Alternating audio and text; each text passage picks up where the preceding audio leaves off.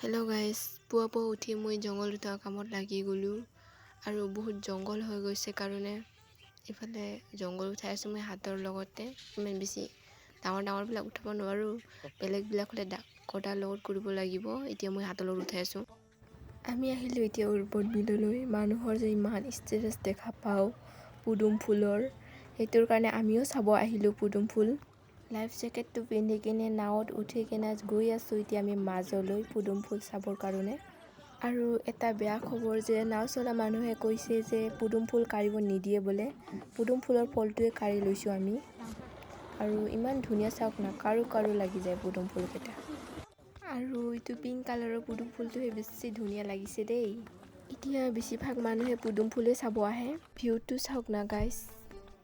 এতিয়া আমি ঘূৰি গৈ আছোঁ আৰু চাওক না ইমান ৰ'দ হৈছে, তাও আমি পদুম ফুল চাবৰ কাৰণে মাজত আহিছোঁ। এতিয়া আমি যাওঁ। বাই গাইজ।